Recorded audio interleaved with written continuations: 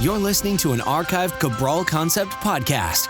After listening to this show, check out the most up-to-date podcasts available at stephencabral.com/podcasts or search directly on iTunes.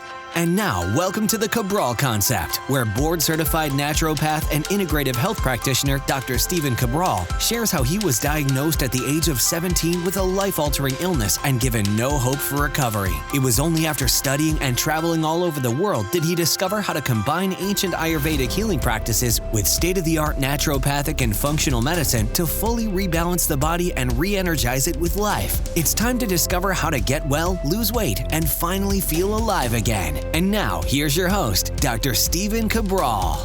Today, we are starting our first house call of the weekend.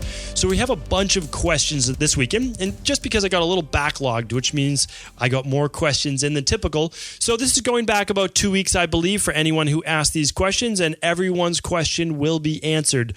So we just do them literally in order that they came in, and I try to do the best I can every single weekend, just giving you exactly what I do in my practice, helping you from the perspective that I've been using for many years, and really giving you the place to start, the answer that you're looking for.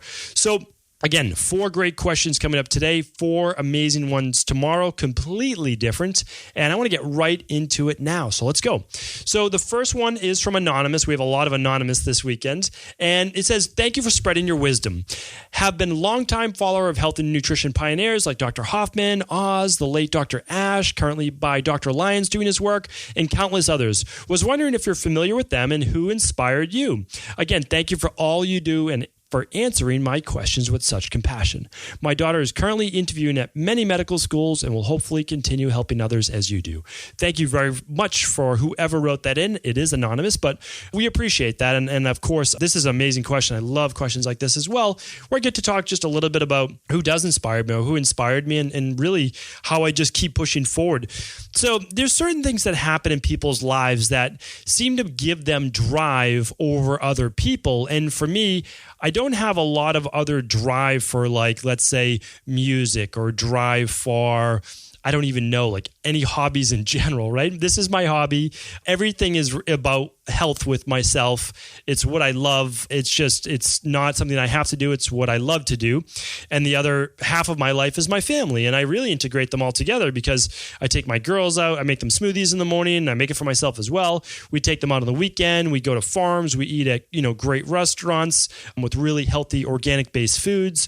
We love it. It's just part of our lifestyle, and our lifestyle is fun. That's basically the bottom line. And that inspires me every day. It also inspires me that I want to give my children what I didn't necessarily have in terms of, good, healthy foods, right? And my parents weren't doing anything bad. It's just when I was growing up as a kid, these things just weren't talked about, right? And so when I had to be gluten-free 20 years ago, there was no gluten-free restaurants. There was no gluten-free anything. Like, that just didn't really exist. There was a few rice-based products. There was rice bread and rice cheese. And these things were not so great. But again, it was my transition into it. Who inspired me to get into this? No one inspired me to get into it. What inspired me to get into this was that there was nothing for me to get well. No one was there to help me. I went to over 50 doctors. I was at the best of the best. Remember, I lived right outside of Boston. I went to the best hospitals in the world. Remember, top 3 hospitals out of the top 10 in the US are in Boston. I went to those hospitals. No one could figure out what was wrong with me because the issue was my blood looked okay. And if your blood looks okay, your doctor just kind of gives you the nod like, hey, we don't know what to do. And again, it's not the doctor's fault. They're not trained. It's the American medical system. And it's not like this in Germany. It's not like this in a lot of Europe. It's like that in the US. And so what inspired me was that I'm going to do my job. I'm going to find a way to get well. And that took many years. Should not have taken many years. It should have taken months, not years. And now that's my job, helping obviously others with that. But before I get to that, I want to say this is that I struggled for so long. I said to myself that I'm going to do my best so that anyone who wants to, because remember, not everyone wants to, but anyone who wants to get well, is willing to put in the effort, who's willing to do the work, I will help them get better. And I honestly believe that anyone I speak to through a Skype-based consultation or in my private practice in Boston. I can help them get well. There's just no doubt about it. There's no doubt in my mind. And the reason is that if I don't already have the answers, I will figure it out for them, and I will put in my own time and my own energy. And not only does it help them, but it helps me too, because that's one more thing. And now I don't see anyone with anything new that I haven't seen before. I really don't. Things get simpler as I get older and practice more. And the reason is that I can just clearly see the whole picture as they're giving me this story. So what inspired me was just making sure that no one had to go through, or anyone who's just willing to listen never has to go through what I went through, because it's not fair to them.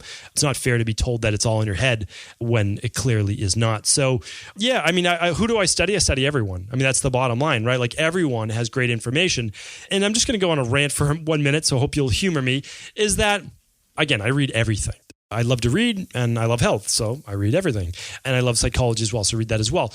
But, a lot of people get down on doctors for recommending nutritional supplements in their books, and that to me is just insane. And the reason is this: you get better through either taking nutritional supplements or, no, that's it. Like, you need nutritional supplements if you're really sick, if your body's really imbalanced. The reason is this: if you don't take nutritional supplements, what's going to give you the push? Now, a lot of people use medication to mask the symptoms, but that's their medication. What if we use something natural instead? I used to be an idealist and say we can do this all through food. Organic food, mainly vegan, very pure, whole foods. The problem is this: if your digestive system is weak because your body's just broken down, you can't produce the hydrochloric acid, the enzymes, the bile, all the good flora in your gut. If it's not there, you can eat the best foods in the world. It doesn't matter because your digestive system's so weak. In the beginning, for the first 12 to 16 weeks, which is what I do, we use nutritional supplements plus good food plus all these different detoxification-based things that I'll talk about in my upcoming book this spring. But yeah, nutritional supplements are a huge part of it. And the reason is that they're already pre-digested. They give your body what it's lacking. You lab test, you find out what you're lacking, and then you take these things and you get better, and then you wean off very slowly to make sure that your body doesn't need it, and your red blood cells are turning over the 120 days. That's why people who work with me, symptom-free within typically 3 to 4 weeks. After that, they get better within that 12 to 16 weeks at a deeper level, and then they wean off and maintain. So I've already gone on too long. I can't wait for this new crop of doctors coming along. Anonymous, I'm sure your daughter will be one of them. So I love that. I think it's phenomenal. The world is changing. There's no doubt about it. More and more people are into natural health and natural medicine. So you still have to try to find the good ones, though. All right, second question. Anonymous, when doing a detox to heal the gut, when is the right time to start introducing that daily probiotic? Okay, so we have a product called that. It's called Daily Probiotic Support. I chose it specifically because half my practice is gut-based, meaning that half the people come in with SIBO, Crohn's, colitis, IBS, candida overgrowth, you name it. We work on it. I can say this as well, is that I can help someone heal their gut even when they've never gotten results in the past. That is not an ego thing, because everything I've learned has been from accumulating all of this knowledge. Thousands of books, working with mentors and I can't even tell you how many different countries, studying all over the world. I've just assimilated that knowledge and then used a little bit of what I've seen in my practice and my own, correlations. So there's no ego behind it. It's simply about helping people. I've never once asked for a referral, recommendation, write-up, whatever. It's not about that. It's about helping people. Now, I created this probiotic because there are no histamines in it. Remember, I'm someone that used to suffer from mastocytosis and histamine-based issues, and a lot of people suffer from hidden histamine-based issues as well. There's also no dairy in this probiotic, which most people never tell you that their product's dairy-free. Mine is. It's also pretty inexpensive. You can get it for like $1 a day, which, again, for a probiotic at 50 billion, that's pretty inexpensive. So when's the right time? The right time is this. After you've done your 7, 14, or 21-day detox, you're going to maintain with the daily nutritional support shake, okay? And then you can add your probiotic. You can do 2 capsules right when you wake up on an empty stomach, or you can do 2 capsules before bed. It's also okay to take it with breakfast as well. So hopefully that answers your question. And just keep in mind that if you're someone that suffers from bloating, that suffers from gas, that suffers from burping, any of those things, you're going to want to do an organic acids test, because if you suffer from those things, there most likely is candida or small intestinal bacterial overgrowth. I mean, that's just from me seeing 1,000 people with that, right? So keep in mind, if that's the case, do your detox, no doubt about it, but take the organic acid test if possible. If not, do the candida and then bacterial elimination plan, and then that tells you exactly what probiotics to take and how to work your way up to it. And remember, I always say, if you do it right, you only have to do it once. I say that same exact saying every single person, every private wellness client that I work with in my practice, every single person I tell, you say, remember, here's the deal. You do this right. You do it once. The first time, you never have to do it again because you maintain, and we just wean foods back in to make sure that they work for each person. So hopefully that answers your question. But for the average person, right after your detox, because you're not taking probiotics in the detox, you can start with that daily probiotic support. Hopefully that helps. Okay, Michelle is up next. Michelle is asking, first of all, thank you for all of the amazing advice and information you put out daily. I love your podcast and Instagram posts. I'm going to stop for 1 second. I honestly believe some of my best and favorite work is on Instagram. If you don't use Instagram, please go to Instagram.com, sign up for a free account. Then just go to Instagram.com/Stephen Cabral. Everything I write there is completely free. And I write every single night. It's me, no one else. This is me writing this every single night around, I think it's like 8 o'clock. We put the kids to bed. My wife and I are just hanging out. We've had dinner already. We're on the couch. And this is our time to like veg out. And before we just kind of like put phones away, put everything away, I sit down. I like to look. I actually really enjoy Instagram. It's one of the few, if any, social media accounts that I do like. And I write a post, whatever's inspiring me that day. It's not premeditated. I don't think about it ahead of time. I look at an image, the image inspires me, and then I write about it. And I never know what I'm going to write. But honestly, it's some of my favorite work. And I do hope that everyone goes to Instagram.com/Stephen Cabral and just checks it out. I sell nothing. There's absolutely nothing for sale. I promote zero. And it's just about great content. Hopefully you feel that way. Okay, so the rest of her question was, I was wondering what type of chair you use at your office. I need a new one and want something healthy. I have been debating between a stability ball chair and the core chair. Any other thoughts? Thanks again, Michelle. Okay, so Michelle, thank you for that question. That's the first time we've ever gotten that on the Cabral Concept Show in almost a year. So really great that you sent that in, and I want to give you my recommendation, and it's going to surprise you.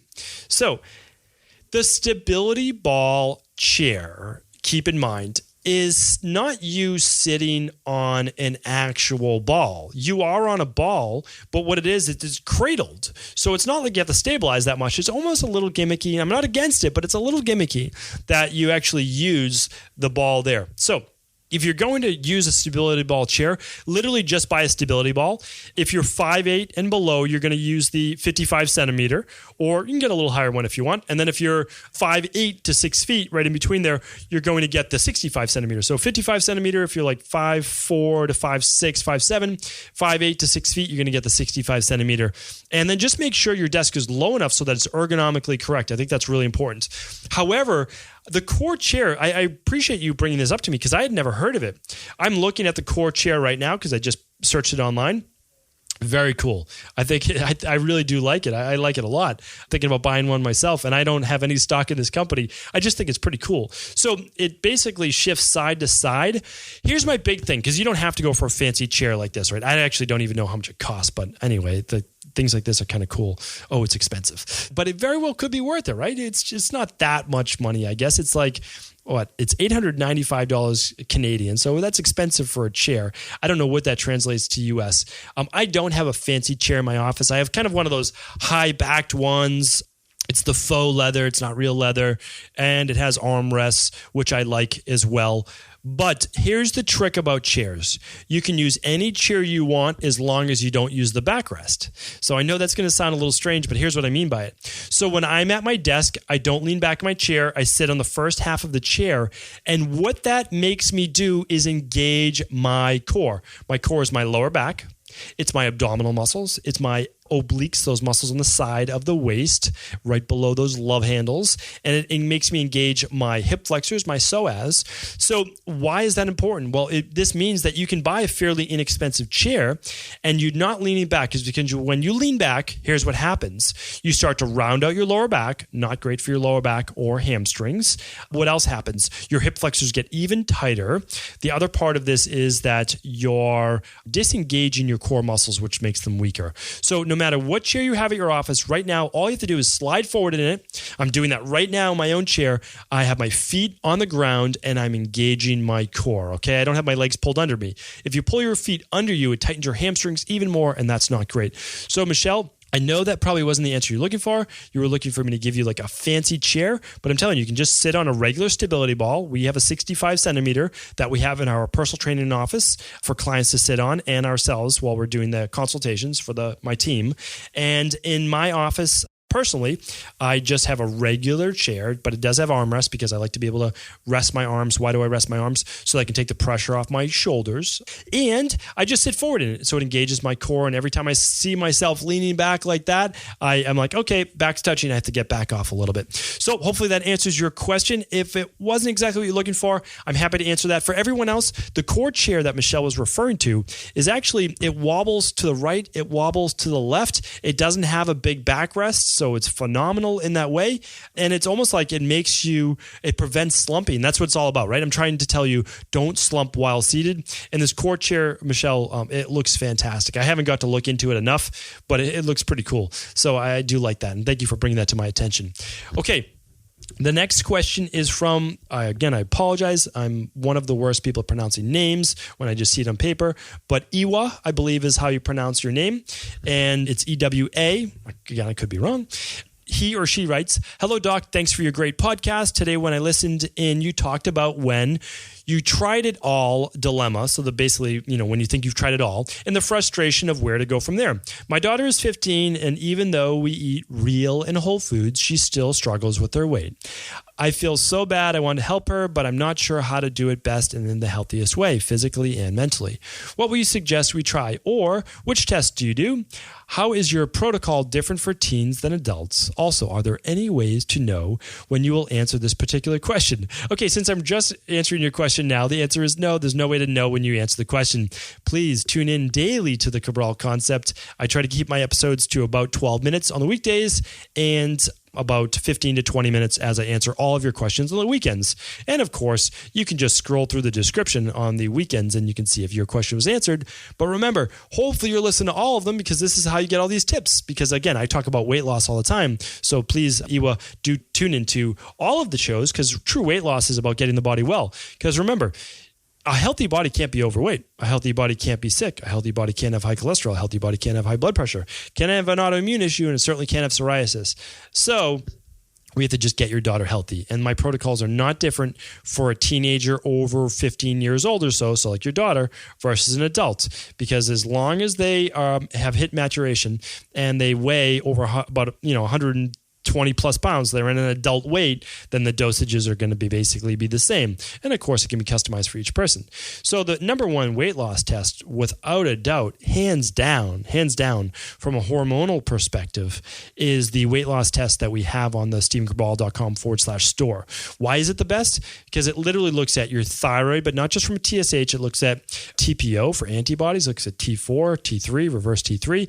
It looks at cortisol throughout the day to see if she's suffering from high cortisol. It looks at vitamin D. It looks at blood sugar. Amazing test. It looks at estrogen and progesterone. She's going to take this test about 5 to 7 days before day one of her cycle. So, it's phenomenal. The only other test you could do along with that would be the organic acids test. If those are too expensive, you're going to do the weight loss test first because that's what it's meant for. And then she'll get a protocol and basically we take it from there. We give her the foods that she needs. Let's say that's too expensive. Well, you could do the Dr. Cabral detox, which for 7 days or 14 or 21 days, and I do suggest the 14 and 21 days for your daughter, is that it actually saves you money on the cost of food. How is that even possible? Well, for the first 2 days, you're just doing the shakes. And then for every breakfast, you're doing the shakes. And then for every mid-afternoon snack, instead of doing a snack, you're doing the shake. So we don't market it that way because I don't like to market at all. But it will help your daughter. And you can certainly start with a detox while you're getting ready to do the test, or do the test first because you're not going to get your results for 3 weeks. That's just how it works. And then while you're waiting, do the 21-day detox. That is my exact recommendation. Hopefully that helps you. And of course, please let us know. I have a special place in my heart for trying to help children because they don't deserve to suffer. This is just not the way, especially with weight. I just hate it. I think bullying, I think all of these things are just terrible, especially in our society. It's awful. So let's get your daughter, let's get her healthy. Let's get her well. Thank you everyone for tuning in to another Cabral Concept, and our Cabral house calls will continue tomorrow. Stay tuned. Are you ready to heal yourself and then go on to heal others? If so, the Integrative Health Practitioner Institute can help you discover proven functional medicine protocols that blend the best of 7 different healing disciplines from around the world. I personally share with you the exact handouts and protocols I use in my private practice that enable people to get well, lose the weight, and live longer, stronger. I want to pass this information on to the next generation of health coaches, and that is exactly why I created IHP. We are the future of the health coaching industry, and the skills and knowledge you will learn will make you an in-demand certified health coach anywhere in the world. Although we have many medical professionals taking the IHP certifications, no experience is necessary, and half our members have no previous health certifications. At the Integrative Health Practitioner Institute, our motto is a health coach in every home. Our goal is that you take this knowledge and then share it with family, friends, loved ones, your community, or in a practice where you create a career you love and can be proud of. The global IHP community is filled with some of the most kind and caring people in the world, and we can't wait to welcome you into our world soon. For more information or to set up a discovery call with one of our IHP Health Coach graduates, simply head over to integrativehealthpractitioner.org.